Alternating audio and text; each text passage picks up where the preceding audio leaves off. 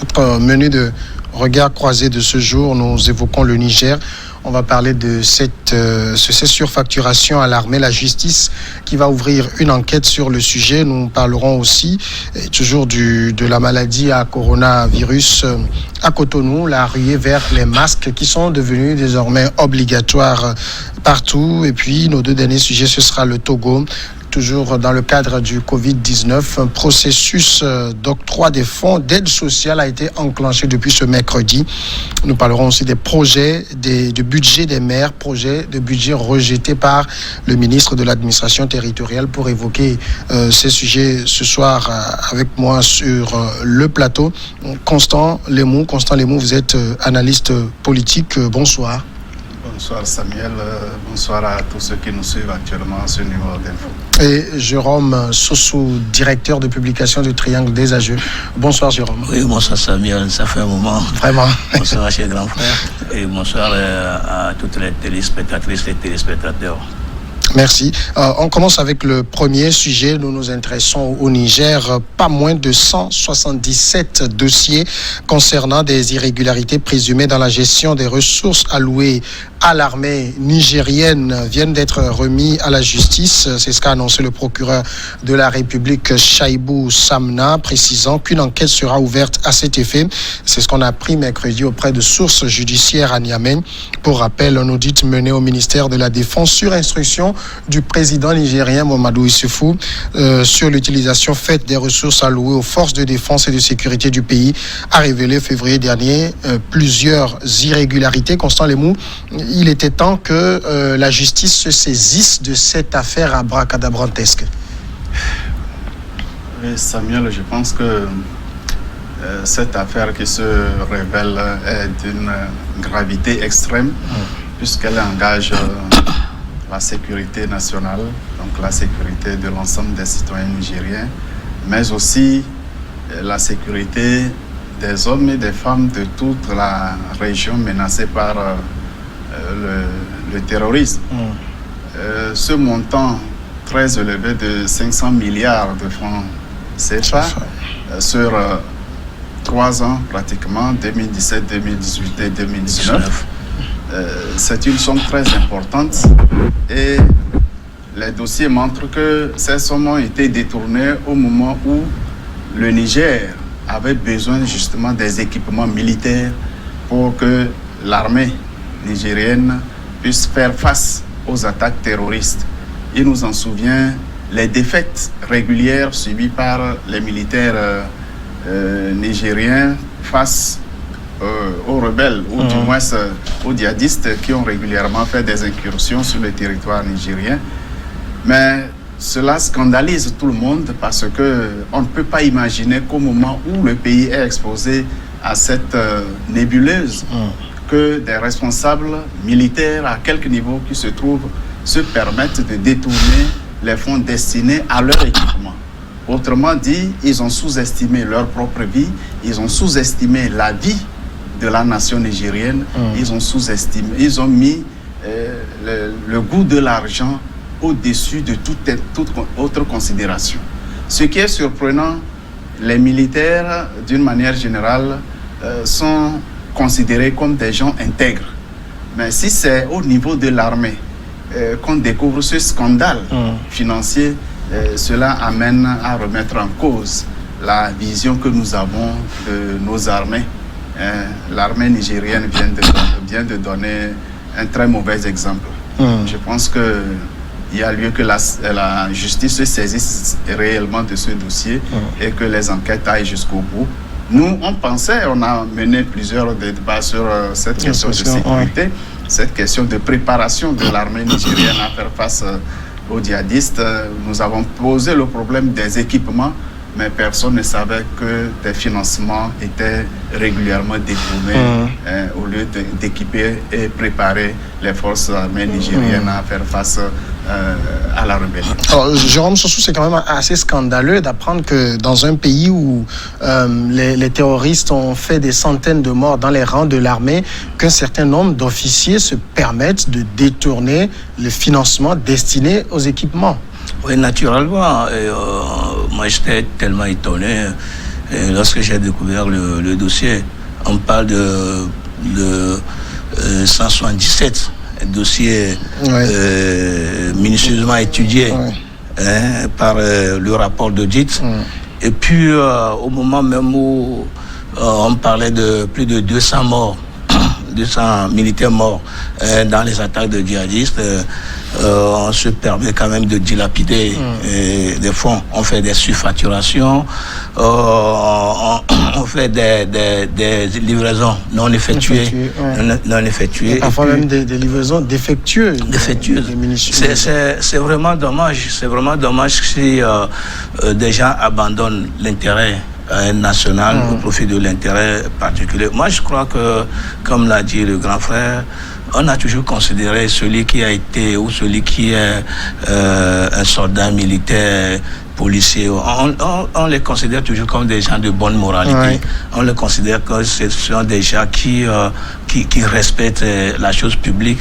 Mais maintenant, ceux-là qui devaient en réalité donner de bons exemples, qui se retrouvent dans cette situation, moi, ça me donne véritablement de soucis. C'est vrai, Mamadou Issoufou a fait bien en février de commander ce audit pour quand même voir ce qui se passe. On parle de centaines de milliards.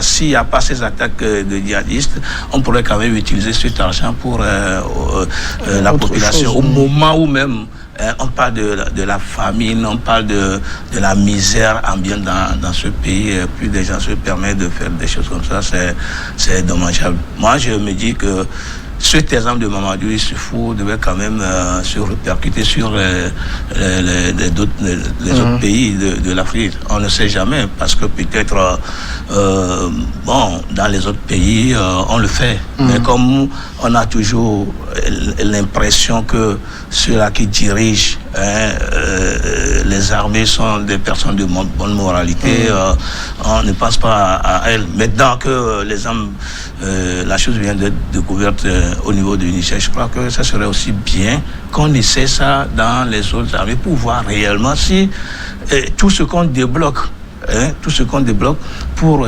l'équipement militaire, tout ce qu'on débloque pour la sécurité du pays est justement bien comment appelle-t-on, bien entretenu, bien utilisé, à mon avis. C'est parce que ce qui se fait au Niger, là, c'est vraiment scandaleux. Alors, mais est-ce que vous ne pensez pas qu'il y a eu de la part des autorités nigériennes une sorte de légèreté, parce que l'affaire ne date pas d'aujourd'hui. On a vu que les défaites de l'armée sur le terrain également ne datent pas d'aujourd'hui, et les militaires ont toujours dénoncer des équipements insuffisants, défectueux, mais on a laissé des années passer avant d'ouvrir un audit. Oui, vous savez, le domaine militaire relève d'une certaine complexité, d'une certaine particularité, pour ne pas parler d'opacité dans la gestion des budgets. On parle de secret d'État. Du secret d'État. Alors, il est difficile aux autorités civiles de savoir plus sur comment le budget de l'armée est géré. Et même le ministre de la Défense, s'il n'est pas vraiment issu de l'armée, il lui sera difficile de suivre et contrôler réellement toutes les transactions qui relèvent du domaine militaire. Et ce serait très, très difficile. Mais il faut saluer le courage des autorités plutôt, parce que si aujourd'hui les autorités civiles ont eu le courage de faire étudier ces dossiers et de saisir la justice pour que la lumière soit faite, il faut vraiment saluer ce courage des autorités civiles, parce que ce n'est jamais facile avec l'armée. Et tout de suite, il pouvait avoir une tentative de renversement du régime, parce que quand on parle d'officiers, ce n'est pas n'importe qui. Alors, il faut saluer le courage des autorités nigériennes. Mais cette affaire-là peut être aussi comprise sous un autre angle. Est-ce que les djihadistes ne bénéficient pas de la complicité intérieure des armées de ces pays concernés? Comment on peut comprendre qu'au moment où le pays fait face à une forte poussée djihadiste, des officiers qui sont censés organiser les troupes, équiper les troupes, ont les moyens entre leurs mains et les utilisent autrement. Oui. Mais alors, est-ce que ces centaines de milliards ont été détournés pour des comptes personnels ou plutôt cet argent a servi à financer plutôt l'ennemi? Oui. Est-ce qu'il n'y a pas eu intelligence avec l'ennemi? Je me pose cette question. Non, il serait difficile de comprendre ce comportement des officiers nigériens qui ont posé de ces actes. Justement, Jérôme Soso, la question que soulève Constant Lemou est une question très intéressante parce que vous avez un pays qui fait face à des terroristes, où vous avez des militaires qui ont fait serment de défendre la patrie. Et qui se permettent de détourner de l'argent. On s'imagine difficilement qu'ils le font simplement par plaisir de s'enrichir. Il peut y avoir aussi des velléités d'intelligence avec l'ennemi. Oui, naturellement. Vous vous rappelez que les Africains ont toujours incriminé les accords militaires entre la France et l'Afrique. Et lorsque l'avancée des djihadistes dans le Sahel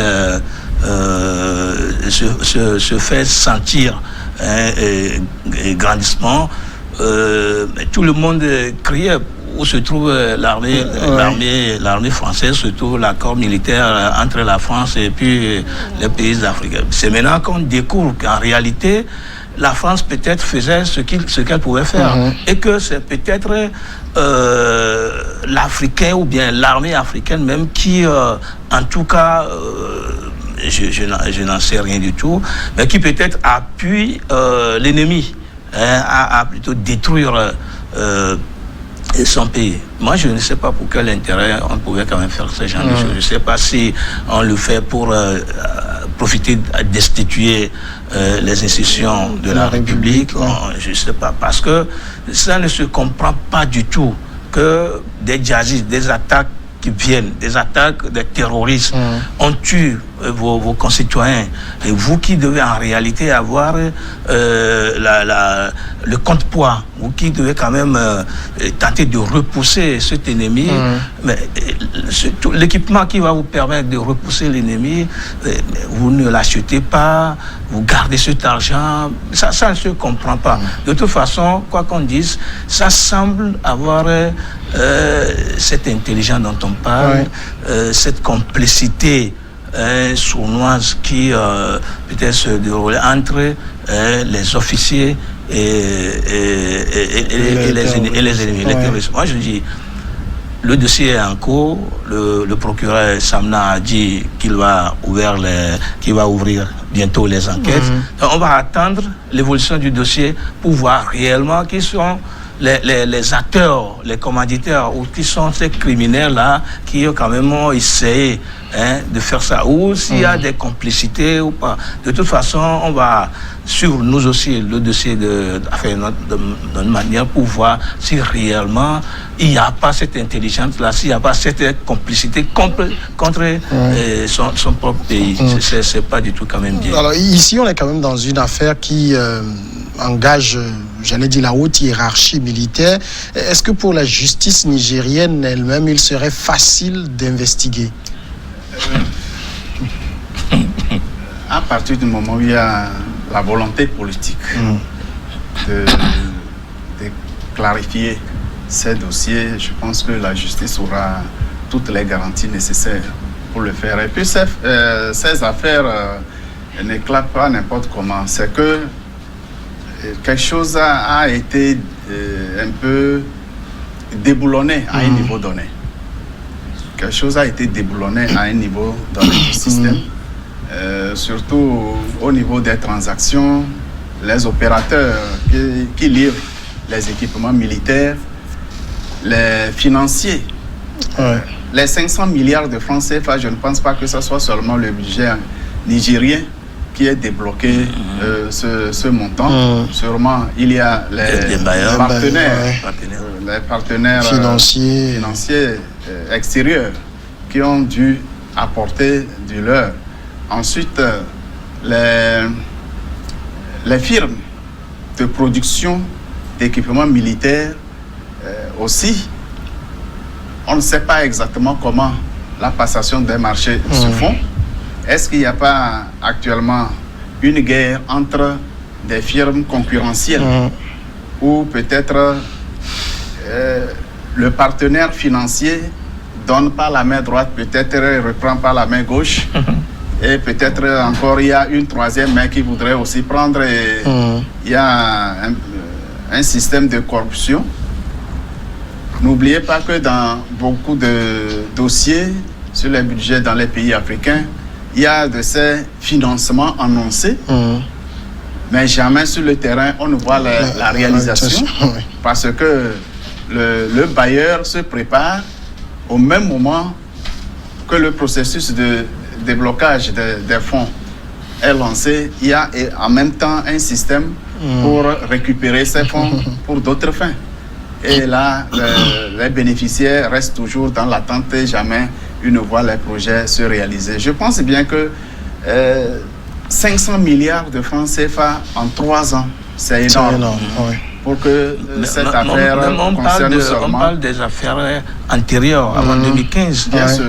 Mais c'est sur les 3 ans que les plus gros montants ont été décelés. Tout à fait. Alors ça, je ne pense pas sincèrement que ça soit seulement une affaire des officiers militaires nigériens, mais il doit avoir une forte implication, soit de la coopération militaire occidentale et des firmes qui livrent le matériel militaire. D'accord. Jérôme l'a si bien dit, c'est une affaire qui doit attirer l'attention de l'ensemble des pays pour voir exactement est-ce que nos armées gèrent bien les budgets qui leur sont alloués. C'est très important. Je me rappelle d'un exemple au Togo, au début des années 80, avec le colonel, en ce temps, colonel Memen, qui a été rétrogradé au rang de soldat de 2e classe pour de telles opérations malencontreuses. D'accord. Un détournement d'un financement destiné à l'acquisition des équipements militaires qu'il a pris soin de détourner. Voilà que, bon, ça, le général Yadema, feu président Yadema, a frappé. Il ne badine pas. Heureusement que c'était un général qui était au pouvoir. Voilà, c'est pourquoi je disais, l'autorité nigériane, elle est civile. Il faut saluer son courage pour avoir osé ouvrir ce dossier-là. D'accord, partons pour la première pause et on revient derrière, continuer.